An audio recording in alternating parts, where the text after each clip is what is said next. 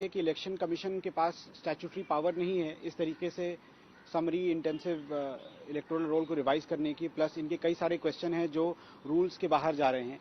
Plus अगर ये बात भी उठी थी कोर्ट में मेंशनिंग के दौरान कि अगर आपने पिछले किसी भी इलेक्शन में वोट किया है और तो फिर आपको इस तरीके से शक की निगाहों से नहीं देखा जाना चाहिए। और ये अप्रीहेंशन कोर्ट में जाहिर किया गया कि लाखों लोग जो हैं वो इस एक्सरसाइज में छूट सकते हैं, क्योंकि इतनी तेज़ी से ये एक्सरसाइज कर रहे हैं कि लोगों को वक्त भी नहीं है कि वो सही कागज़ अपने दिखा सकें। तो सर आप लोग ने ग्राउंड क्या दिया है अपनी पिटीशन में? पहला ग्राउंड तो यही है कि इलेक्शन कमीशन की पावर का इशू है कि भाई किस तरीके से वो अपनी पावर का इस्तेमाल कर रहे हैं। एक 1960 का रूल है जो बताता है कि किस तरीके से रिवीजन होना है, ये उसका ही पूरा प्रोसेस ही उलट के अपने सर पे रख दे रहे हैं उसको।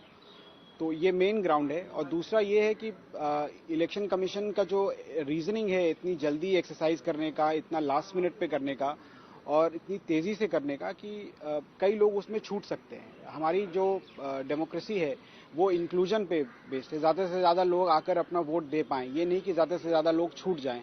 तो उस प्रणाली को भी रिव्यू करने की इसमें रिक्वेस्ट करी गई है। आज सर सुप्रीम कोर्ट में मेंशनिंग इसमें क्या आज सुप्रीम कोर्ट में इसको मेंशन करा गया, तो कोर्ट ने जो है थर्सडे की डेट दी है 10 तारीख की, तो तब इस पे सुनवाई होगी।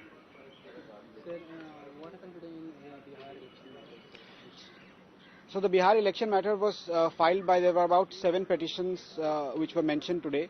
The lead mentioning was done by Dr. Singhvi and Mr. Sibal, where the apprehension was expressed that a large number of people are going to be left out because of the speed in which the exercise of so-called review of the voter list is being done, and people are being asked to present documents in such a short span of time. Plus, there were questions also about the power of the Election Commission to do so, but more emphasis on today's mentioning was the manner and the effect of it, and the speed at which it is being done, because the timeline is very, very short, and the court is only fully going to reopen on 14th of July. And for that reason, the apprehension was expressed that this must be taken up immediately at the earliest. And what ground has been given by you petitioners in the petition? So, different petitions will have different grounds, but broadly on the point of the validity of the exercise, the issue is, one, the statutory power of the Election Commission to do so. Number two, the manner in which it is being done. Number three, the scope of questions and questionnaire that is being used. And fourth, the use of questionnaire itself and how the state machinery is being deployed to elicit responses from what is largely a rural population with no wherewithal to understand the complexities set out in the forms. किशोर, तेजस्वी यादव, नीतीश कुमार, मोदी जी, अमित शाह जी, इन लोगों के बयानों को जरा सा सुन लीजिए, बिहार के सब सर्वे का एनालिसिस कर लीजिए। अब फिलहाल जो पिछले कई दिनों से जो मामले चल रहे हैं, चुनाव आयोग, चक्का जाम, सुप्रीम कोर्ट में, उन चीज़ों के आधार पर, उन पहलुओं के आधार पर ये समझा जा सकता है और ये बताया जा सकता है और ये बोला जा सकता है कि पलड़ा किसका भारी है और कौन जीत रहा है।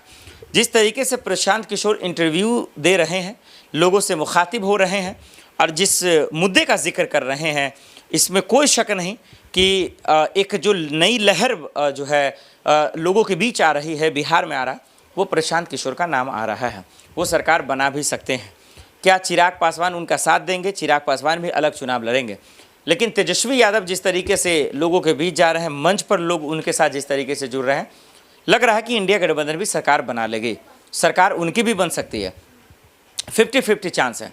इंडिया थोड़ा सा शांत है और इंडिया गठबंधन की तरफ से कांग्रेस पूरी दम लगा चुकी है, आरजेडी पूरा दम लगा चुकी है, लेकिन कहीं ना कहीं बीच में तेजस्वी यादव का दमखम झोंकना, प्रशांत किशोर का दमखम झोंकना और मनीष कश्यप जिस तरीके से शामिल हो गए हैं, ये थोड़ा सा प्रशांत किशोर के छवि को भी जो है इम्पैक्ट डाल रहा है, उस पर फ़र्क डाल रहा है।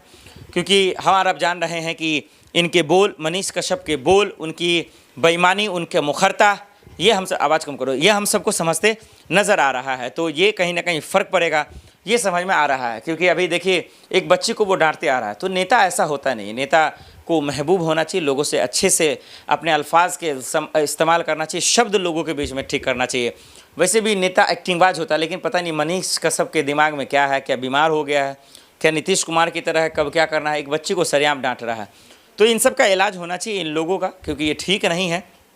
लेकिन दर्शकों, जिस तरीके से प्रशांत किशोर दमखम डाल रहे हैं, जिस तरीके से उनका लहर चल रहा था, मैं खुद पटना जाकर देखा, तो जिस तरीके से चुनाव प्रचार कर रहे हैं, लोग उनको उनके साथ जिस तरीके से जोड़ रहे हैं, तो एक उम्मीद के तौर पे वो आए थे।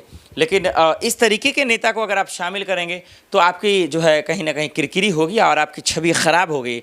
इससे आपका जो है नुकसान ही होगा। तो इसको समझने की ज़रूरत है, समझें, क्योंकि अगर इस तरीके के नेता को आप शामिल करेंगे तो आपको खामियाजा भुगतना पड़ सकता है। तो सवाल ये भी है कि क्या प्रशांत किशोर का यहाँ पे दिमाग है? क्या प्रशांत किशोर चिराग पासवान को समझा रहे हैं? क्या नीतीश को हराने का वो कसम खा चुके हैं, मोदी जी को हराने का कसम खा चुके हैं, लिख कर दे रहे हैं केजरीवाल की तरह?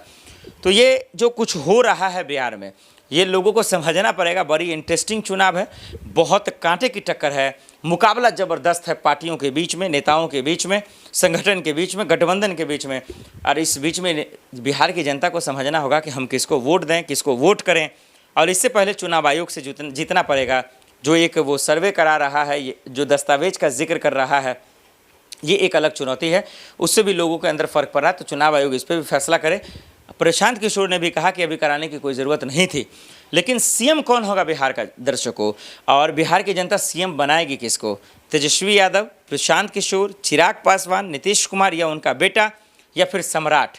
आप लोगों को क्या लगता है, कमेंट कर बताएं। मेरे समझ से तो परे है, क्योंकि जो सर्वे आ रहे हैं कहना मुश्किल है और बोलना भी मुश्किल है। लेकिन आप जनार्दन हैं, आपसे बेहतर कोई जानता नहीं, आपसे बेहतर कोई समझता नहीं। आप जानते हैं कि कौन वाकई में काम करेगा, जनता का लहर किसके तरफ है। फिलहाल तो तेजस्वी की तरफ लग रहा है, लेकिन अब उसके रैली में जाता हूं तो उनका लगता है, उसके रैली में जाता हूं तो उनका लगता है। अभी पूरी तरीके से जनता का मन टटोलना मुश्किल है, क्योंकि वो खुलकर बोल नहीं पा रही है। मुखरता से जनता को बोलना भी चाहिए कि कौन अच्छा काम किया, कौन नहीं किया, किसको आप चुन रहे हैं, बिहार की जिम्मेदारी किसको सौंप रहे हैं। लेकिन आप जो वीडियो देख रहे हैं, आपसे बेहतर कोई नहीं जानता। आपको डरने की ज़रूरत नहीं है। कमेंट कर बताइए कि बिहार की तमाम जिम्मेदारियाँ, चाहे जात पात के नाम पर जो आप लोग वोट देते हैं, वो तो ना करें। आप मुद्दों के अकॉर्डिंग वोट करें, और मुद्दों के अकॉर्डिंग कौन लगता है कि काम करेगा, कमेंट कर जरूर बताएं। फॉरएवर न्यूज़ देखने के लिए बहुत बहुत शुक्रिया, धन्यवाद।